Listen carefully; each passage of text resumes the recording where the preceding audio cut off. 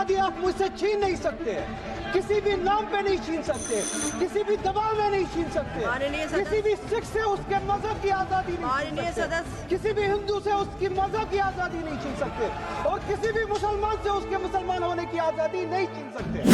आप गाए, हम एहतराम के लिए खड़े हो जाएंगे, मगर आप ये चाहेंगे कि हम भी गाए, मुमकिन ही नहीं है, हो ही नहीं सकता है।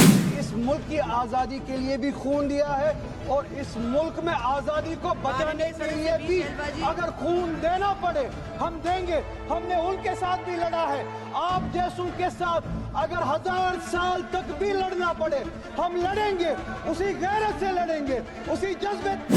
वही मजहब जो मुझे ये कहता है कि लकुम दीनकुम वलिय दीन, आपके लिए आपका दीन, मेरे लिए मेरा दीन। रोजगार के बारे में बात मत करो, वो देखो मुसलमान हमने उसको मजबूर किया वंदे भारत वंदे मातरम गाने के लिए, वो देखो मुसलमान हमने उसकी मजहबी आजादी को खत्म किया। इस आड़ में, मुसलमान को दबाने की आड़ में आप अपनी नालायकी छुपाना चाहते हो और इस मुल्क में राज करना चाहते हो, उसकी कुर्बानी बनाना चाहते हो मुसलमान को, और मुसलमान इस बेगैरती का कुर्बान कभी होगा नहीं।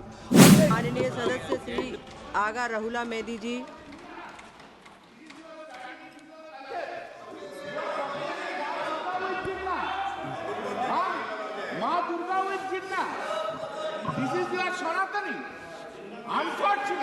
माननीय सदस्य बैनर्जी दादा टाइम मिला है, मुश्किल से टाइम मिला है दादा, मुश्किल से टाइम मिला है, 2 मिनट बात करने दीजिए। मैडम चेयरपर्सन, बहुत बहुत शुक्रिया इस डिबेट में हिस्सा लेने के लिए जो आपने टाइम दिया। नेशनल सॉन्ग वंदे मातरम पे डिस्कशन हो रहा है सुबह से, और मैं ये समझता हूँ कि इस मुल्क में इस नेशनल सॉन्ग के साथ किसी का ना एतराज़ है, ना कोई दो राय है, एहतराम है हर किसी का इस सॉन्ग को लेके।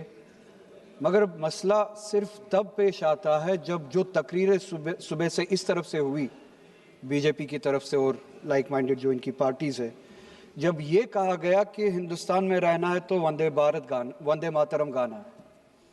ये कहा गया कि आप तभी इस मुल्क के बाशिंदे हो जब आप ये गाना गाओगे। एतराज़ तब शुरू होता है।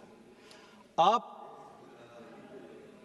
वंदे मातरम को नेशनल सॉन्ग मानते हैं, हम सब मानते हैं, आप गाते हैं, हम नहीं गा सकते हैं, इसकी एक वजह है, और उस वजह की आज़ादी हमें इस मुल्क के आईन ने ही दी है।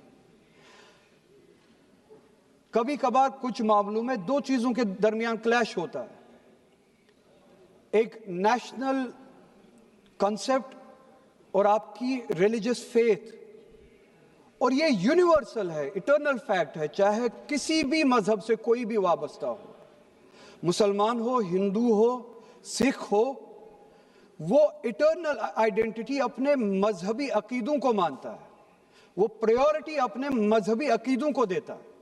मैं एक छोटी सी एग्जांपल दूंगा। इस मुल्क में सिटीजनशिप छोड़ने की तादाद लाखों में है पिछले कुछ सालों से, उसमें मेजॉरिटी हिंदू धर्म से वाबस्ता लोग हैं जिन्होंने दूसरे मुल्कों में सिटीजनशिप ली और इस मुल्क की सिटीजनशिप को वॉलंटियरली छोड़ा। मगर जब उन्होंने अपनी इस टेम्परेरी आइडेंटिटी को तब्दील किया, नेशनैलिटी को तब्दील किया, क्या उन्होंने अपनी रिलीजियस आइडेंटिटी को तब्दील किया? क्या वो हिंदू से किसी और मजहब में तब्दील हुए? नहीं, उन्होंने टेम्परेरी आइडेंटिटी को तब्दील किया, मगर इटर्नल आइडेंटिटी को उन्होंने थामे रखा, क्योंकि वो उनके लिए इटर्नल आइडेंटिटी है। मजहब, धर्म इटर्नल आइडेंटिटी है, इटर्नल बिलीफ है। हम कल सब चले जाएंगे इस दुनिया से, पासपोर्ट, आधार कार्ड यहीं पे छोड़ के चले जाएंगे। ये जब चले जाएंगे अपने साथ अपने धार्मिक जो काम किए हैं वो साथ में ले जाएंगे। पासपोर्ट और आधार कार्ड, नेशनैलिटी अपने साथ नहीं लेंगे। जब मैं इस दुनिया से चला जाऊंगा, पासपोर्ट, आधार कार्ड, ये टेम्परेरी आइडेंटिटी यहीं पे रह जाएगी। मेरी इटर्नल आइडेंटिटी, मेरी मजहबी आइडेंटिटी, मेरे मजहब के अकायद मेरे साथ चलेंगे, जिस तरह इनके साथ चले जाएंगे, वो इटर्नल आइडेंटिटी है। और जब ये क्लैश सामने आता है, तब हमें कॉन्स्टिट्यूशन ही ये आजादी देता है कि आपकी रिलीजियस फंडामेंटल जो फ्रीडम है, आप उस रिलीजियस फ्रीडम को इस मुल्क में कॉन्स्टिट्यूशन के हवाले से उस रिलीजियस फ्रीडम को एक्सरसाइज कर सकते हैं। और वंदे मातरम का जब मसला पेश आता है, जब यह कहा जाता है कि आपको ये जबरदस्ती गाना पड़ेगा, हम तब ये कहते हैं कि आप गाए, हम एहतराम देते हैं। नेशनल सॉन्ग है, हम उसका भी एहतराम करते हैं, उसमें दो राय नहीं है। आप गाए, हम एहतराम के लिए खड़े हो जाएंगे। मगर आप ये चाहेंगे कि हम भी गाए, मुमकिन ही नहीं है, हो ही नहीं सकता है। आप चाहेंगे, अब सब्र करो। सुबह से इतने लोग बोलते आ रहे हैं। प्लीज चेयर को एड्रेस करें आप। तो जवाब सुनने का भी मादा रखा करो। आप गाइए, आप बोलिए नेशनल सॉन्ग है, आप बोलिए नेशनल सॉन्ग है, कोई दो राय उसमें नहीं है। मगर हम पे थोपिए मत। कॉन्स्टिट्यूशन इस चीज की हमें आजादी देता है। और आप खुद कहते हैं कि वंदे मातरम गाने की ईजाद ही आजादी के लिए हुआ। बेशक हो। आजादी किस चीज के लिए? आजादी इस चीज के लिए, हिंदू के हिंदू होने की आजादी, और इसी तरह से मुसलमान के मुसलमान होने की आजादी, सिख के सिख होने की आजादी। और वो आजादी आप मुझसे छीन नहीं सकते हैं, किसी भी नाम पे नहीं छीन सकते, किसी भी दबाव में नहीं छीन सकते, किसी भी सिख से उसके मजहब की आजादी नहीं छीन सकते, किसी भी हिंदू से उसकी मजहब की आजादी नहीं छीन सकते, और किसी भी मुसलमान से उसके मुसलमान होने की आजादी नहीं छीन सकते। कोई भी दबाव मुझे मजबूर नहीं कर सकता है। आप गाइए और हमें वो आजादी दे दीजिए। ये मजहबी आजादी मुझे आपसे दूर नहीं करता।